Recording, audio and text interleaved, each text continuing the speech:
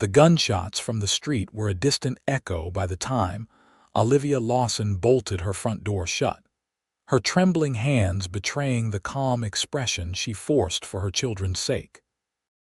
She pressed her back against the weathered oak, listening to the chaos outside while her 5-year-old daughter Eliza and 3-year-old son William huddled behind the threadbare settee, their faces pale with fear.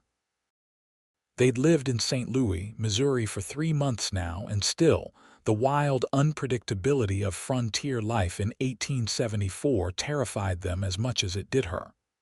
"Mama," Eliza's small voice quivered from their hiding place. "Is the bad man gone?" Olivia swallowed hard. "Yes, sweetheart. Just some trouble at the saloon." She pushed away from the door, smoothing her worn calico dress. "Come out now. Everything's fine." But they wouldn't budge. Not since Daniel had been shot dead on their small farm outside town had they trusted anyone but her. The children shrunk from neighbors, shopkeepers, and especially strangers.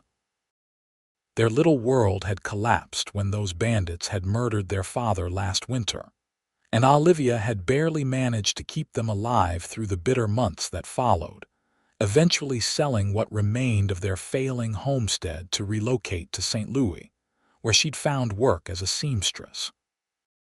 A knock at the door sent the children scrambling deeper behind the furniture. Olivia froze, her heart hammering against her ribs. "Mrs. Lawson." A deep voice called from the other side. "It's Deputy Thomas Zachary, just checking that you and the little ones are all right after that commotion." Olivia hesitated before cracking open the door. Deputy Zachary stood on her porch, his tall frame silhouetted against the dusty afternoon light. At 32, he was one of the younger deputies in town, his face weathered by sun and wind but his blue eyes still bright beneath the brim of his hat. She'd seen him around town often enough, keeping order with a quiet confidence that distinguished him from the rougher elements that populated much of St. Louis. "We're fine, Deputy. Thank you for your concern." She attempted to close the door, but he held up his hand. "Sorry to bother you, madam, but there's been some trouble. A gang's been spotted near town, might be the same ones that—" He stopped, clearly aware of her history. "Just wanted to make sure you've got your doors locked tonight." Olivia nodded stiffly. "We do. Good evening, Deputy." This time when she pushed the door, he stepped back, allowing her to close it. She turned the key in the lock with deliberate precision, trying to ignore the way her pulse quickened at the mention of a gang. Could it be the same men who had murdered Daniel? The question haunted her, as she coaxed her children from their hiding place with promises of stew for dinner. Later that night, after she had tucked the children into the small bed they shared in the corner of their one-room home, Olivia sat by the window with her mending, watching the street through the thin curtains. The lamp cast just enough light for her to see her work, but not enough to make her a clear target from outside. Old habits died hard. Sleep evaded her as she thought about Deputy Zachary's warning. In the 8 months since Daniel's death, she had survived on caution and determination, but fear remained her constant companion. She'd chosen St. Louis hoping its size might offer safety, but frontier towns were all the same underneath. Lawlessness lurked just beneath the veneer of civilization. 3 days later, Olivia was returning from delivering a completed dress to Mrs. Peterson when she noticed a commotion near the general store. A group had gathered, and at the center stood Deputy Zachary, his hand resting casually on his holstered revolver as he faced a rough-looking man. She quickened her pace, pulling Eliza and William close to her skirts. "I'm telling you to move along, Raider," the deputy was saying, his voice calm but firm. "We don't want trouble here." "Ain't causing trouble," the man slurred, clearly drunk despite the early hour. "Just saying hello to old friends. Those men aren't your friends and you know it." Deputy Zachary stepped closer. Now either you ride out peaceful-like or I'll have to insist." The drunk sneered, hand twitching near his holster. Olivia gasped, yanking her children behind a water trough. The crowd scattered, leaving the two men facing each other in the dusty street. Time seemed to suspend. Then the drunk's shoulders sagged. "Fine, but I'll be back with my boys and then we'll see who's giving orders." He stumbled toward his horse, mounted clumsily, and rode off, leaving a cloud of dust in his wake. Deputy Zachary watched until he was out of sight before turning to address the gathered townspeople. "Show's over, folks. Go about your business." As the crowd dispersed, his eyes met Olivia's. He tipped his hat and walked over, crouching down to be at eye level with the children who were clinging to their mother's skirts. "You folks all right?" he asked, his voice gentler than when he'd addressed the troublemaker. Eliza buried her face in Olivia's dress. William stared with wide, frightened eyes. "We're fine," Olivia answered quickly. "Thank you for handling that situation, Deputy." He smiled, the expression warming his features. "Just doing my job, Mrs. Lawson." He looked at the children again. "Hey there, little ones. My name's Thomas." "What's yours?" neither child answered. Olivia sighed. "I'm sorry, Deputy, they've been cautious around strangers since their father died." Understanding flickered across his face. "No need to apologize. Caution's a good quality in these parts." He stood, dusting off his trousers. "That fella was Sam Rader. Runs with a gang that's been causing trouble north of here. If you see him or any of his associates, you come find me right away." "I will," she promised, though she hoped never to encounter the man again. "I could walk you home," he offered, but Olivia shook her head. "That's kind but unnecessary. We're just down the street." He nodded, respecting her independence. "Evening then, Mrs. Lawson. Children." He tipped his hat once more before striding toward the sheriff's office. Olivia watched him go, an unfamiliar warmth spreading through her chest. It had been so long since anyone had shown genuine concern for their welfare. Still, she couldn't afford to trust too easily. She'd learned that lesson the hard way. The following week brought relentless rain that transformed St. Louis's streets into rivers of mud. Olivia had managed to secure enough sewing work to keep food on the table, but their small cabin leaked in 3 places, and she'd run out of containers to catch the water. The children had developed coughs, and she worried about them falling ill. She was considering borrowing money for repairs when another knock came at the door. This time, it was Mrs. Bailey from next door, her round face pinched with worry. "Olivia, dear, have you heard? That Raider fellow's back in town with his whole gang. Sheriffs deputized 6 men to keep watch." Olivia's stomach knotted with fear. "Have they caused any trouble yet?" "Not yet, but they're drinking heavy at Donovan's saloon. Nothing good ever comes from that." Mrs. Bailey peered around Olivia to the children playing quietly in the corner. "You want me to take the little ones for a spell? My Jacob could use the company." "That's kind of you, but they're still not comfortable with." Olivia trailed off, not wanting to offend.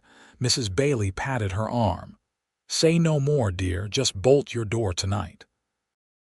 After her neighbor left, Olivia tried to focus on her sewing, but her hands shook too badly to make neat stitches.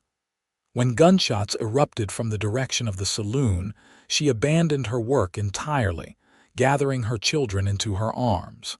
"It's all right," she whispered, though she knew it wasn't. "We're safe here." The night dragged on with sporadic bursts of shouting and more gunfire.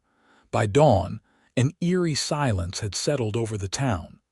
Olivia hadn't slept, and dark circles shadowed her eyes as she prepared a simple breakfast of cornmeal mush for the children.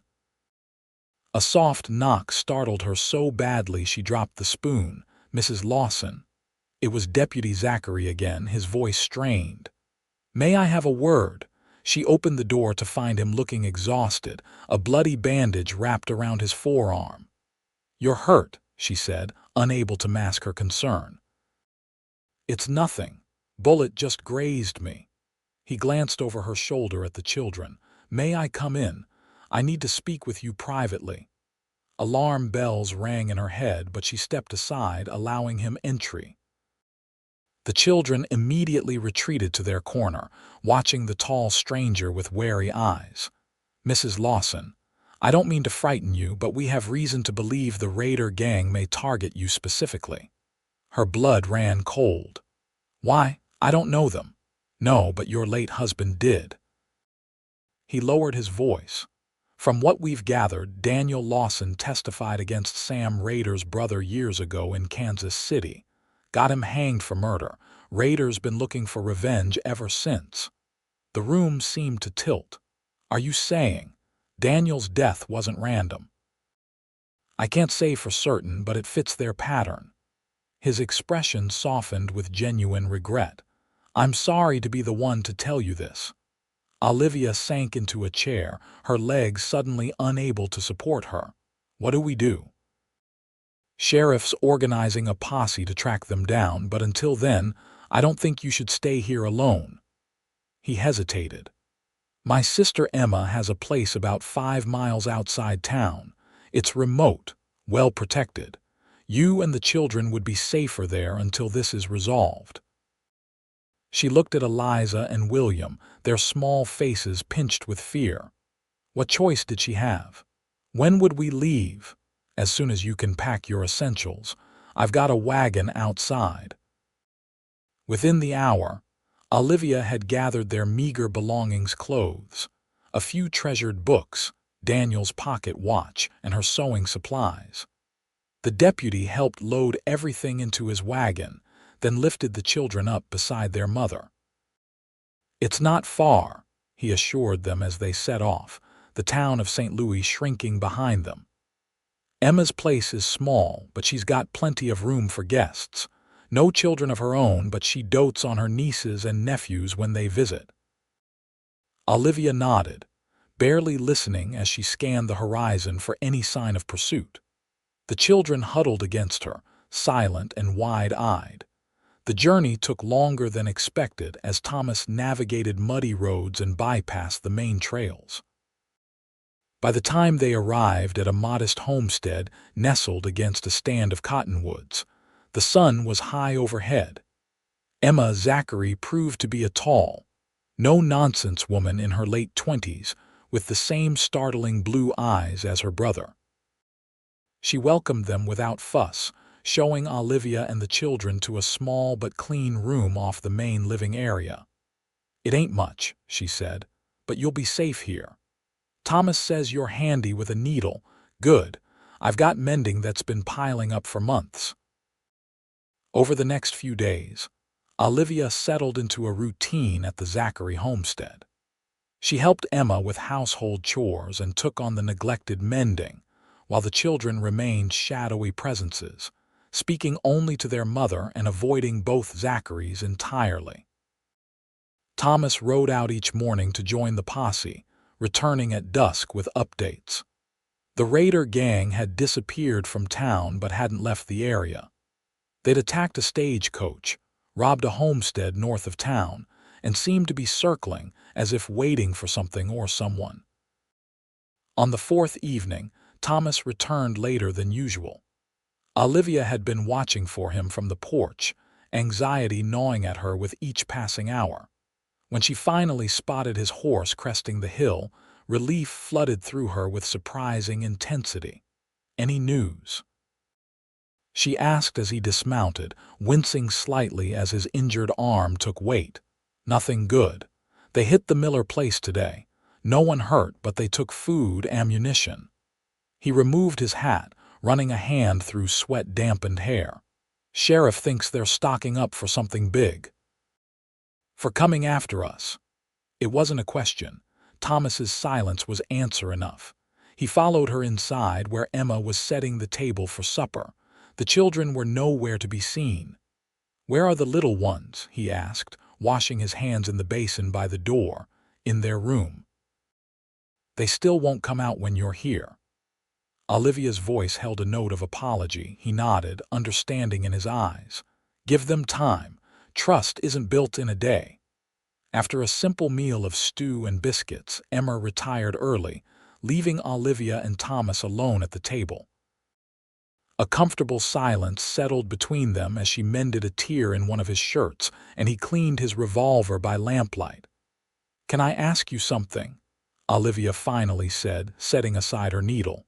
"Why are you doing all this? For us, I mean." Thomas considered her question, his hand stilling on the gun. "When I first came to St. Louis 5 years ago, I was running from my own ghosts, lost my wife and son to fever back in Texas." Pain flickered across his face. "Sheriff Donnelly gave me a chance when I had nothing. Taught me that helping others is how we heal ourselves." He reassembled the revolver with practiced movements. "And maybe I recognize something in you and those kids. That same look I had like the world's ended and you're just going through the motions of living." His eyes met hers. "But it hasn't ended. Not really." Something shifted in Olivia's chest, a loosening of the tight band of grief that had constricted her heart since Daniel's death. "No," she agreed softly. "Not ended, just changed." The following morning, Thomas didn't ride out with the posse. Instead, he worked around the homestead, mending fences and reinforcing the barn doors. Olivia watched from the window as he moved with purpose, hammer striking nails with practiced precision. "Your brother's a good man," she remarked to Emma as they kneaded bread dough together. "The best," Emma agreed. "Too good for his own welfare sometimes. Nearly worked himself to death after losing Sarah and little James." She glanced sideways at Olivia. "He sees himself in your children, you know, that same lost look." Olivia hadn't considered this. "I worry they'll never trust anyone again. Children are resilient, more than we give them credit for." Emma punched down her dough with surprising force. "And they're watching you. How you heal will show them how to heal."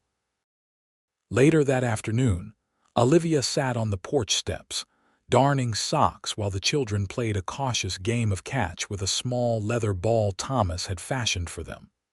She could hear him working in the barn, the rhythmic sound of sawing punctuated by occasional pauses. A movement in the distance caught her eye, a plume of dust rising from the direction of town. She shaded her eyes, trying to make out details, when Thomas emerged from the barn.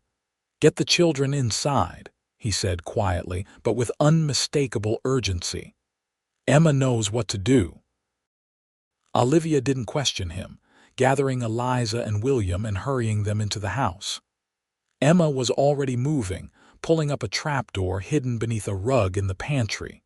"Root cellar," she explained, ushering them down narrow steps. "Thomas had it built special. Stay quiet, no matter what you hear." The space below was small but well prepared, with blankets, water, and even a few books stacked neatly against one wall. Emma closed the trapdoor above them, and darkness enveloped them save for a thin shaft of light from a small, covered window near the ceiling. "Mama, I'm scared," Eliza whispered, clinging to Olivia's skirts. "Hush now," Olivia soothed, though her own heart raced. "Deputy Zachary will protect us." They huddled together in the semi-darkness, straining to hear what was happening above. At first, there was only silence. Then came the sound of horses approaching, men's voices, Thomas's voice rising to meet them, calm but firm. The conversation was indistinct until someone shouted, "We know they're here, Zachary. Hand over the Lawson woman and her brats, and maybe we'll let you live." Olivia pressed her hand over her mouth to stifle a gasp. The children trembled against her, sensing her fear even if they didn't fully understand the danger.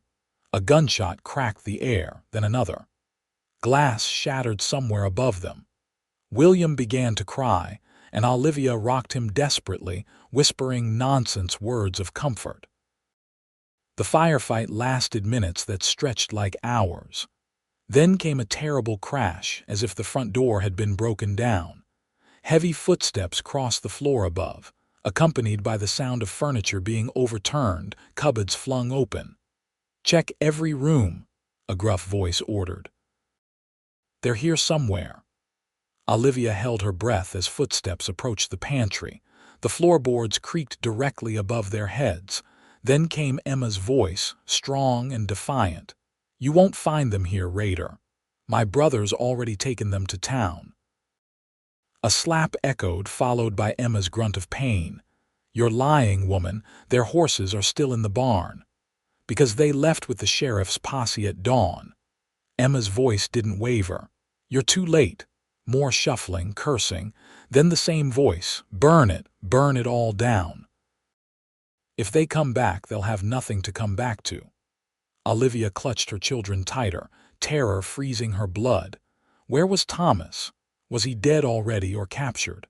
And Emma, brave Emma, who had lied to protect them. The smell of smoke soon permeated their hiding place. Olivia's mind raced. If the house burned, they'd be trapped. But if they revealed themselves now?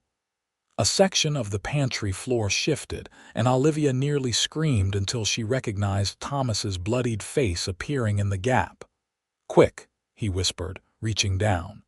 "They've gone to get more kerosene from the barn. We have minutes at most." He helped them up through a different trapdoor, this one hidden behind the stove. Emma was there, a bruise blooming on her cheek but otherwise unharmed. "Out the back," Thomas directed, leading them through the smoke-filled kitchen. "Stay low and head for the creek bed." "I'll hold them off." "Thomas, no," Emma protested, but he cut her off.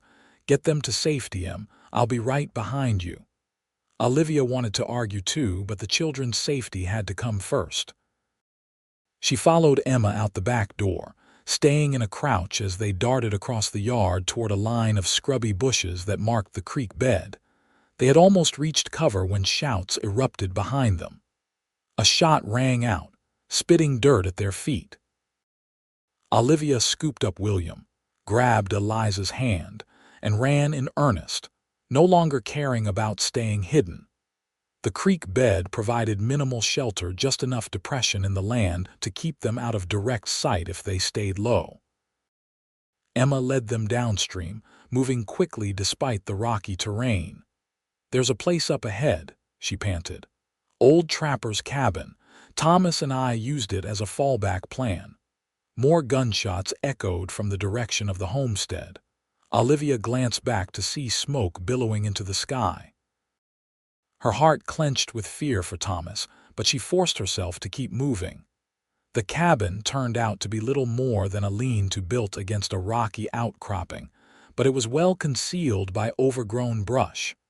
Emma pushed aside branches to reveal a narrow entrance. "In here, quick." Inside was cramped but defensible, with a small cache of supplies: jerky, hardtack, canteens of water, and Olivia noted with surprise a Winchester rifle. "You know how to use this?" Emma asked, offering her the weapon. Olivia nodded. She'd grown up on a farm in Pennsylvania before marrying Daniel. Her father had taught all his children, boys and girls alike, how to handle firearms. "Good. I'm going back for Thomas." "Emma, wait," but the taller woman was already gone, slipping out of the hideout with a determined set to her jaw. Olivia positioned herself at the entrance, rifle at the ready, while the children huddled in the deepest corner of the shelter. Minutes crawled by with excruciating slowness. The distant sounds of gunfire had ceased, leaving an ominous silence in its wake. Olivia's arms ached from holding the rifle steady, but she didn't dare lower her guard. Approaching footsteps made her tense, finger hovering near the trigger. Then came Emma's whispered call. "Olivia, it's us." Relief washed over her as Emma ducked inside, followed by Thomas. His face was streaked with soot, blood staining his shirt from what appeared to be a fresh wound in his shoulder, but he was alive. "The house?" Olivia asked, already knowing the answer. "Gone," he confirmed grimly. But so are two of Raiders' men. The others rode off, but they'll be back once they regroup. What now? Thomas slumped against the wall, wincing as Emma examined his shoulder. Sheriff Donnelly knows to look for us here if we don't return. With luck, he and the posse will come searching by nightfall. And if they don't? Olivia pressed. Then we head for Fort Madison at first light. It's 2 days hard travel, but we'll find protection there.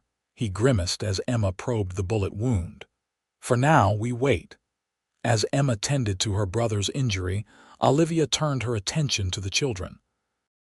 They were frightened but unharmed, huddled together like baby birds in a nest. William's eyes were huge with fear, but Eliza watched Thomas with an expression Olivia couldn't quite decipher. "Is the deputy going to die?" Eliza whispered, her first words about Thomas that weren't steeped in fear. "No, sweetheart, he's hurt, but he'll be fine." Olivia stroked her daughter's hair. "He saved us. He's a good man." Eliza considered this, then nodded solemnly, like Papa was. The simple comparison brought tears to Olivia's eyes. Yes, like Papa. The day faded into evening with no sign of the sheriff or the Raider gang. They ate sparingly from the supplies, saving most for what might become a long journey. Thomas's wound had stopped bleeding, but fever set in as night fell, his skin hot to the touch despite the cooling air. "He needs a doctor," Olivia murmured to Emma as they watched him drift in and out of consciousness. "Nearest one's in town. We'd never make it." Emma's practical tone couldn't quite mask her worry. "If the fever breaks by morning, he'll manage the ride to Fort Madison. And if it doesn't?" Emma didn't answer. As the others slept, Olivia kept watch, the rifle across her lap. The hideout was too small for all of them to stretch out comfortably, so the children curled against Emma while Thomas lay on his good side, his breathing shallow but steady. Olivia found herself studying his face in the dim moonlight that filtered through the brush covering their shelter. Even in sleep, lines of determination marked his features. What kind of man risked everything for a widow and 2 children he barely knew? The answer came unbidden. A man who understood loss. A man who recognized the hollow ache of grief because he carried it too. Something rustled outside, jerking her from her reverie. She raised the rifle, holding her breath as she listened. It came again, too deliberate to be the wind, too careful to be an animal. She nudged Emma awake with her foot. The other woman came alert instantly, reaching for the pistol she'd placed beside her.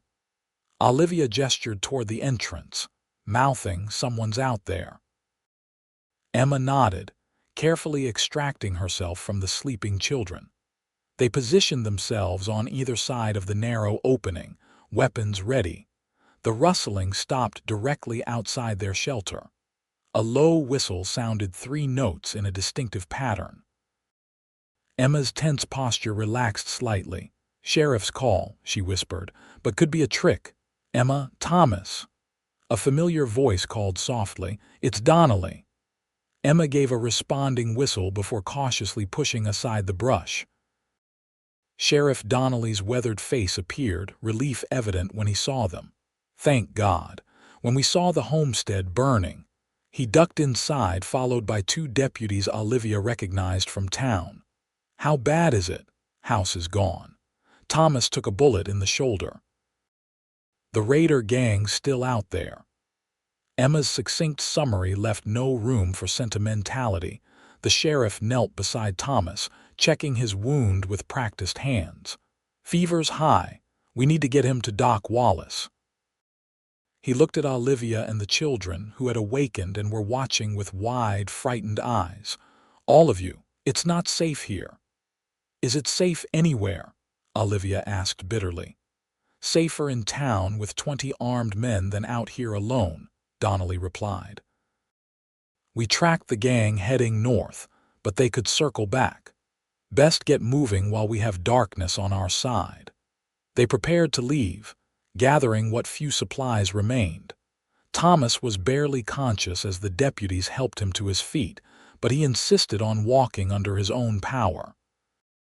The children, surprisingly, didn't shrink from Sheriff Donnelly, or his men perhaps too exhausted by fear to maintain their usual wariness. The journey back to town was slow and tense, every shadow a potential threat. They traveled cross-country rather than by road, adding miles but reducing the risk of ambush. William eventually fell asleep in Olivia's arms, his small head heavy against her shoulder. Eliza trudged beside her, stumbling occasionally with fatigue but never complaining. Dawn was breaking as they reached the outskirts of St. Louis. The town looked different to Olivia, now not just a place of commerce and strangers, but a community that had mobilized to protect its own. Men with rifles stood watch on rooftops, nodding grimly as their party passed. Doc Wallace was waiting at his office, alerted by a rider sent ahead. He immediately took charge of Thomas, ordering him onto an examining table while shooing everyone else into his waiting room. "Will he be all right?" Olivia asked the sheriff as they settled the exhausted children on a bench. "Thomas, takes more than a bullet to keep him down." Donnelly's confidence seemed genuine. "I've seen that boy survive worse." Hours passed. Emma paced while Olivia dozed fitfully, the children finally sleeping soundly against her. When Doc Wallace emerged, his expression was cautiously optimistic. "Bullets out, no major damage, but that fever concerns me. Next 24 hours will tell." He looked at the bedraggled group. "You all need rest. Sheriff's arranged rooms at the boarding house. It's being guarded." "I'd rather stay," Emma insisted. "Me too," Olivia found herself saying, surprising even herself. The doctor sighed. "Fine. There's a cot in the back room, take turns, and those children need proper beds." Sheriff Donnelly offered to escort the children to the boarding house, but they clung to Olivia, their earlier stoicism giving way to tearful refusal to leave her side. In the end, they all stayed, cramming into Doc Wallace's small back room while he tended to Thomas in the main office. Night fell again, bringing with it a strange calm. The children slept on the cot while Emma dozed in a chair. Olivia found herself alone with Thomas, who had finally regained consciousness, though he remained weak. "The children?" he asked, voice raspy. "Safe, sleeping." She helped him sip water from a cup. "Thanks to you." He shook his head slightly. "Did what anyone would do." "No," she countered. "Not anyone. Most would have turned us away when trouble followed." His blue eyes, bright with fever, met hers. "Not an option." Something passed between them in that moment, an understanding that transcended words.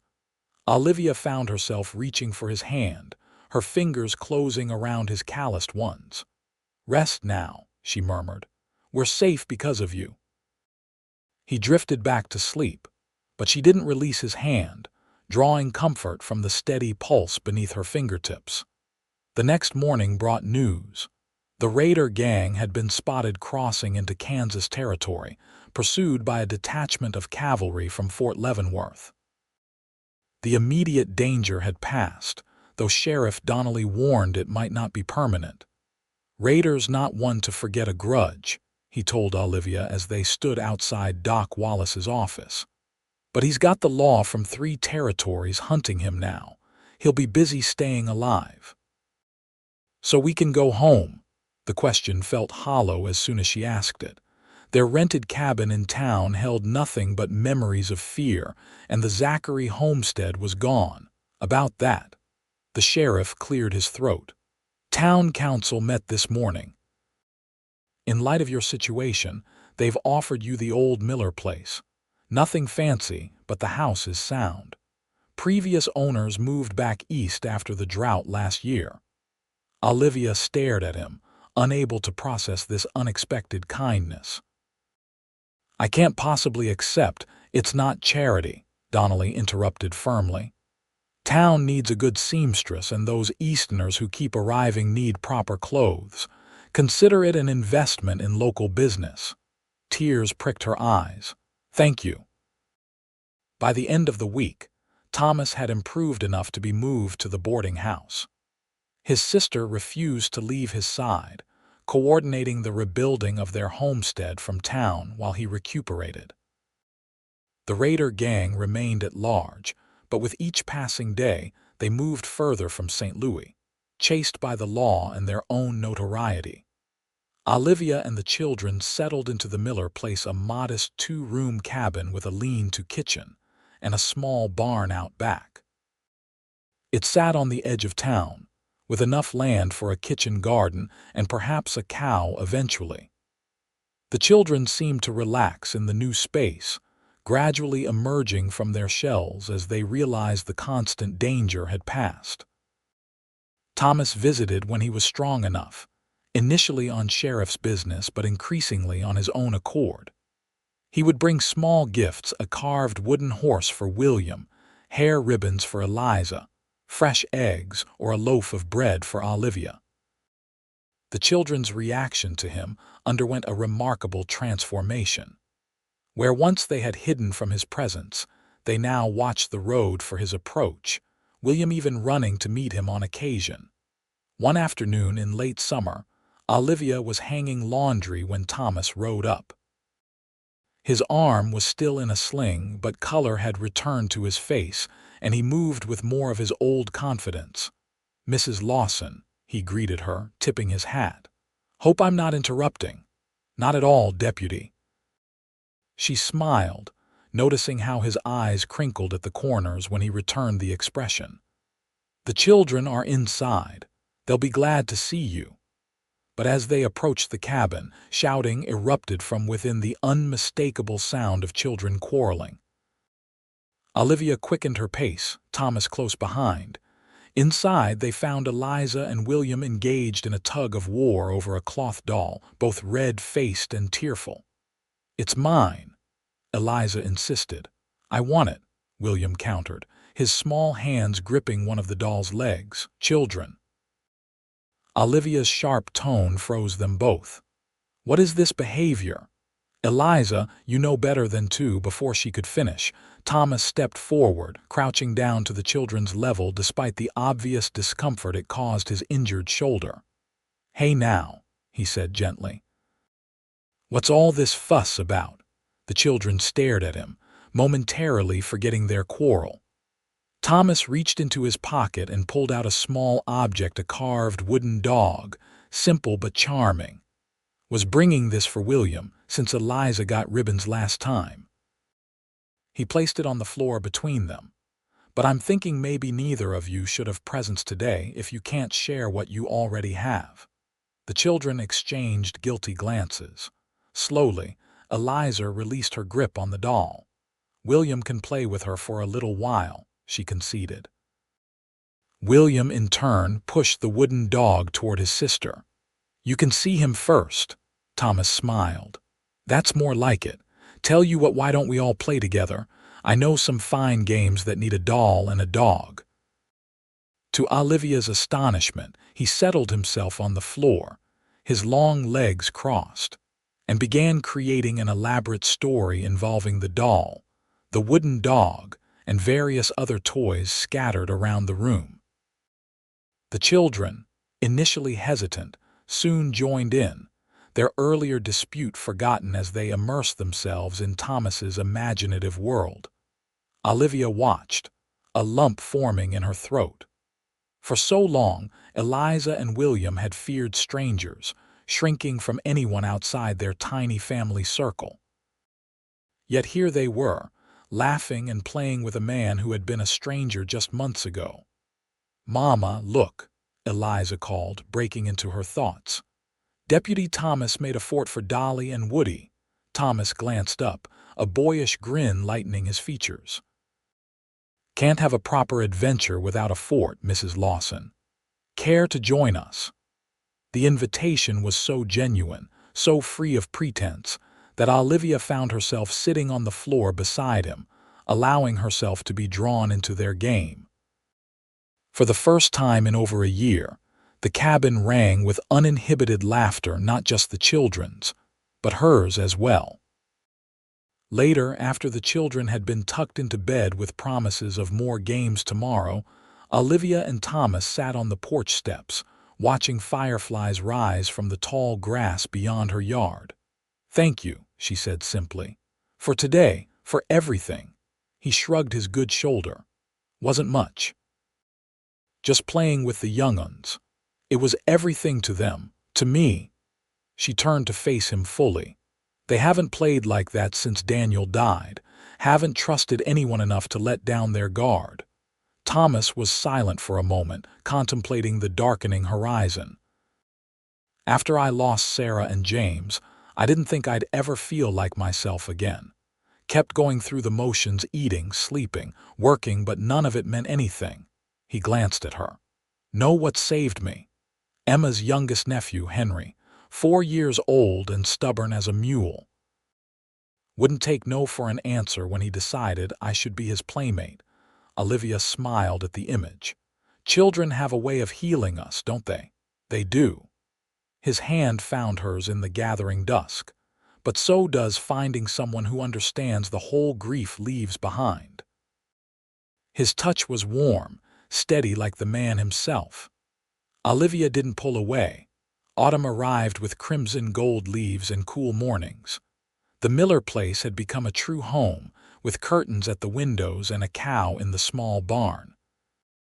Olivia's sewing business thrived, her reputation for fine work spreading beyond St. Louis to neighboring settlements. Thomas and Emma had rebuilt their homestead, albeit smaller than before. Emma had taken in a young woman from town as help, teaching her farming in exchange for assistance with household duties. Thomas split his time between deputy work and the homestead, though Olivia noticed his visits to town seemed to coincide with her market days more often than not. The children continued to blossom. William, now nearly 4, had developed a fascination with horses, while Eliza had started school, returning each day bursting with new knowledge. They still had moments of fear. Loud noises could send them scurrying for cover, and strangers were approached with caution, but the paralyzing terror that had once defined their interactions with the world had largely subsided. One crisp October day, Thomas arrived at their door with an unusual request. "The harvest festival's this Saturday," he said, fidgeting with his hat brim. "Thought maybe you and the children might like to go, as my guests." Olivia blinked, momentarily taken aback. They'd grown comfortable in each other's company over the months, but this felt different, more intentional.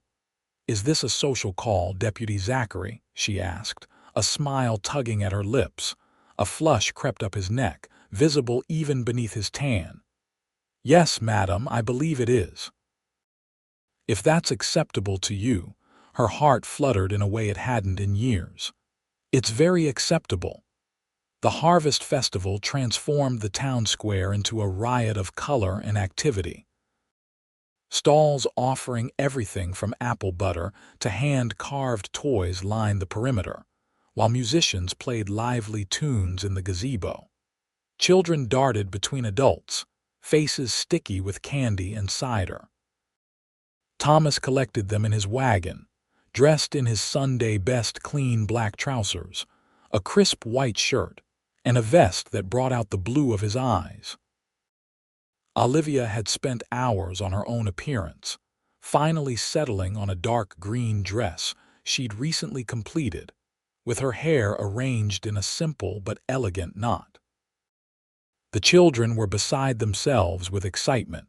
Dressed in their finest clothes and clutching the small allowance Thomas had insisted on giving them for treats.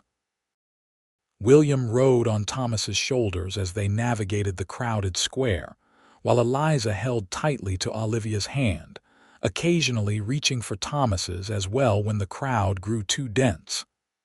"Deputy Zachary," called Mrs. Peterson from her pie stall. "And Mrs. Lawson, how lovely to see you both." Her knowing smile made Olivia blush. "Afternoon, madam," Thomas replied easily. "Those apple pies smell mighty tempting." "First one's on the house for you and your family," she insisted, already wrapping one in paper. Neither Thomas nor Olivia corrected her assumption.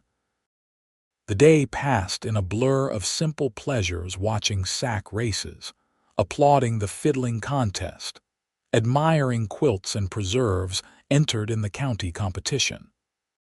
Thomas won a small stuffed bear at the shooting gallery for Eliza and helped William ride a pony for the first time, his strong hands steady on the boy's back as the animal plodded in a circle. As dusk approached, lanterns were lit around the square, and the band struck up dancing tunes. Couples swirled across a wooden platform erected for the occasion. "Would you care to dance, Mrs. Lawson?" Thomas asked, offering his hand. Olivia hesitated, glancing at the children. "I shouldn't leave them. They'll be fine," Emma's voice came from behind them. She had appeared with Sheriff Donnelly, both holding plates of festival food. "We'll watch the little ones. Go on." Before Olivia could protest further, her children had abandoned her for Emma and the promise of more treats.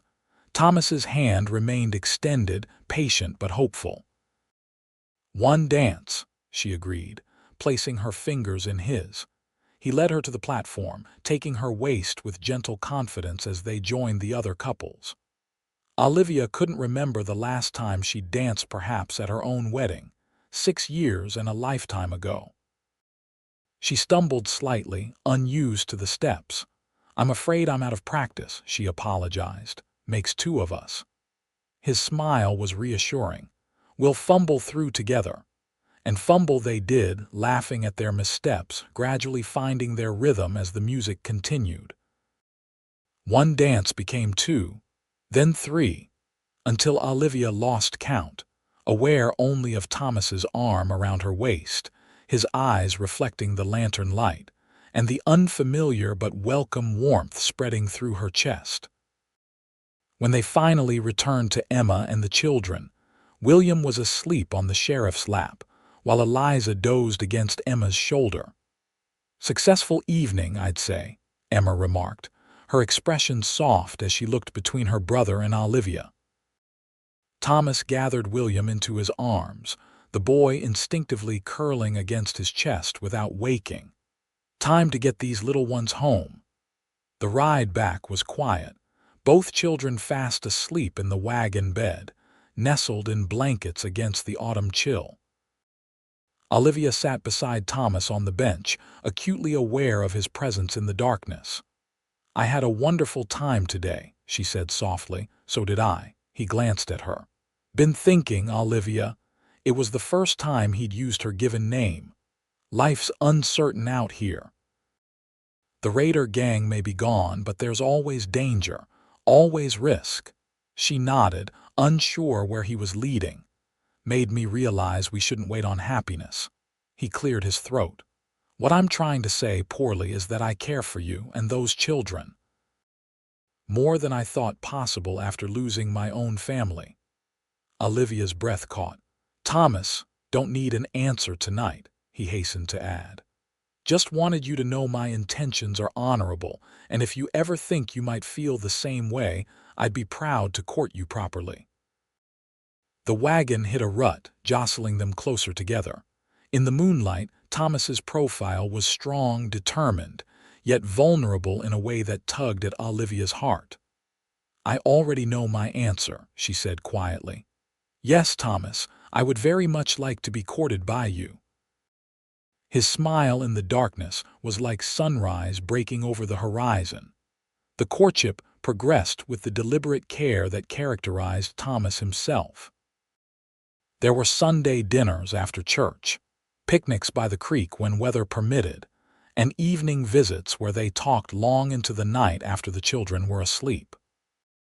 He taught Eliza to ride on a gentle mare he borrowed from a neighbor, and showed William how to whittle simple shapes from soft pine.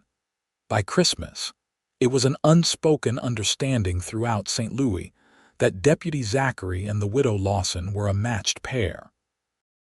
The holiday brought new joy to their household, a small tree decorated with paper chains and popcorn strings, presents wrapped in brown paper, and the warmth of shared traditions. On Christmas Eve, after the children had finally succumbed to sleep, Thomas presented Olivia with a small wooden box. "Made it myself," he said, suddenly shy. "Not as fine as store-bought, but—" Inside, nestled on a scrap of velvet, lay a ring, a simple gold band with a small pearl set in the center. "It was my mother's," he explained. "Been saving it, hoping someday I'd find someone to give it to." His eyes met hers, earnest and hopeful. "Olivia Lawson, would you do me the honor of becoming my wife?" Joy bubbled up inside her, bright and effervescent. "Yes, Thomas. Yes, I will." He slipped the ring onto her finger, then drew her close, his lips meeting hers in a kiss that promised a future neither had dared hope for after so much loss. They were married on New Year's Day, 1875, in St. Louis's small church. Emma stood beside Olivia, while Sheriff Donnelly served as Thomas's best man. Eliza scattered flower petals down the aisle, taking her role as bridesmaid with solemn importance, while William carried the rings on a small cushion, his face screwed up in concentration. The town turned out in force, filling the church and spilling onto the steps outside. These people who had once been strangers had become community, their support unwavering through danger and rebuilding. "Do you, Thomas James Zachary, take this woman to be your lawfully wedded wife?" Reverend Collins asked. "I do." Thomas's voice was steady, his eyes never leaving Olivia's face. "And do you, Olivia Marie Lawson, take this man to be your lawfully wedded husband?" "I do." The words came easily, her heart full. "Then by the power vested in me, I now pronounce you husband and wife. You may kiss your bride." As Thomas's lips met hers, sealing their vows, a cheer went up from the congregation. William tugged at Thomas's trouser leg. "Are you our papa now?" he asked loudly enough for everyone to hear. Thomas crouched down, including both children in his gaze. "If you'll have me, yes. I'd be honored to be your papa." Eliza considered him seriously. "Do we have to call you Papa? Or can we call you Pa like the other children do?" "You can call me whatever feels right to you," he answered, his voice thick with emotion. "Pa," William decided, throwing his arms around Thomas's neck. Eliza followed suit, wrapping her small arms around both of them. "Pa," she agreed. Olivia joined the embrace, her family now complete in a way she had never expected to find again. The celebration continued at the town hall, with tables groaning under the weight of contributed dishes, music filling the air, and laughter echoing from the rafters. As darkness fell, Thomas led his new family home not to the Miller place, but to a new house he had been secretly building on land adjacent to his and Emma's rebuilt homestead. "Welcome home," he said, carrying Olivia over the threshold while the children dashed ahead, eager to explore. The house was modest but well-crafted, with 3 bedrooms, a spacious kitchen, and a parlor with bookshelves Thomas had built specifically to hold Olivia's small collection of beloved volumes. "It's perfect," she whispered, overwhelmed by this tangible proof of his love and planning. "Not finished with everything yet," he admitted. "Still need to complete the barn and the workshop for your sewing business, but I wanted us to start our married life in our own home." That night, after the children had been tucked into their new beds and fallen asleep despite their excitement, Thomas and Olivia began their life together as husband and wife, their shared past sorrows making their present joy all the sweeter. Spring arrived with new beginnings. Olivia's sewing business continued to thrive from their new location, with Thomas having built her a bright, airy workshop attached to the house. He maintained his position as deputy, but spent more time at home, working their land and expanding their holdings. The children flourished under the stability of their new family. Eliza excelled at school, developing a particular aptitude for reading and mathematics that impressed her teacher. William, now old enough for short lessons, showed a natural affinity for working with animals, following Thomas around the farm and soaking up knowledge like a sponge. One warm May evening, as they sat on the porch watching the sunset, Olivia shared news that completed their happiness. "I'm with child," she told Thomas, taking his hand and placing it over her still flat stomach. "Due around Christmas, Doc Wallace says." Joy illuminated his features. "A baby," he breathed, drawing her close. "Our baby." The children, once so fearful of strangers, received the news of their expected sibling with excitement, peppering Olivia with questions and suggestions for names. Thomas found them one afternoon in the nursery he had begun building, earnestly explaining to the future occupant, represented by Eliza's doll, all the important things they would teach their new brother or sister. "And you don't have to be afraid," William was saying seriously. "Because Pa will protect us all. He's the bravest in the whole territory." Eliza nodded in agreement. "And Mama makes the prettiest clothes and the best apple cake, you'll see." Thomas slipped away unnoticed, his heart full to bursting. In July, word reached St. Louis that Sam Rader had been captured in Colorado territory and hanged for his crimes. The news brought closure to a chapter of their lives that had nearly ended in tragedy, allowing them to look forward without the shadow of fear. As summer turned to fall, Olivia grew round with child. Thomas fussed over her comfort, building a rocking chair with special cushioning and insisting she reduce her sewing work despite her protests that she felt perfectly capable. "Humor me," he would say, pressing a kiss to her forehead. Lost one family already, not taking any chances with this one. Their son, James Daniel Zachary, arrived 2 weeks early on a snowy December morning in 1875.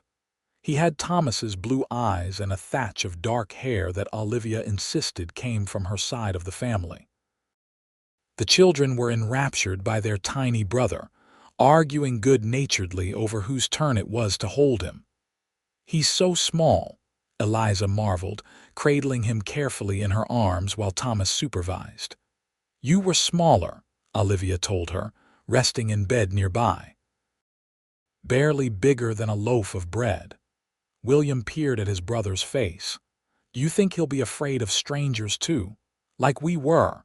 Thomas and Olivia exchanged glances over the children's heads. "I don't think so," Thomas answered thoughtfully.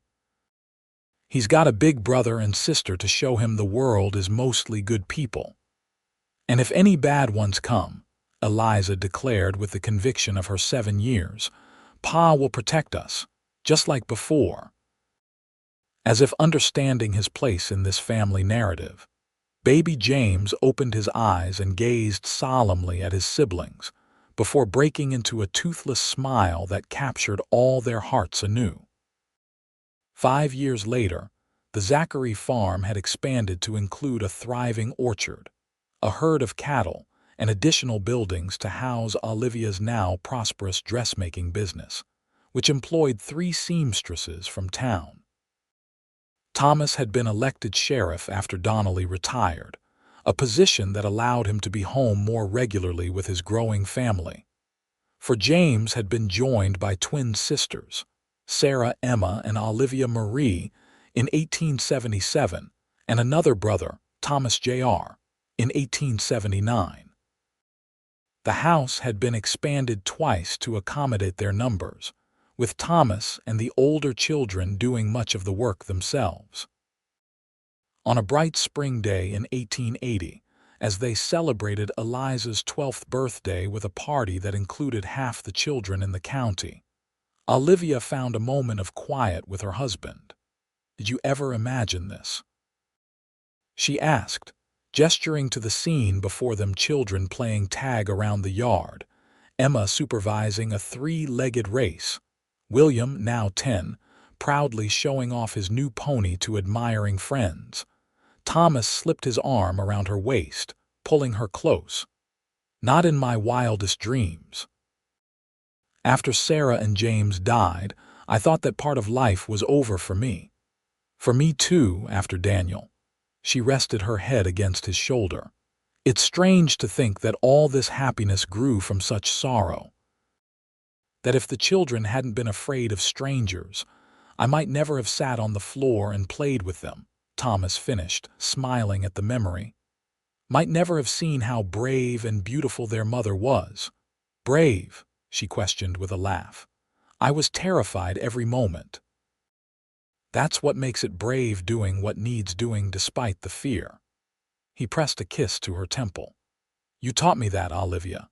You and those two scared little ones showed me that life goes on, that love can grow again even in rocky soil.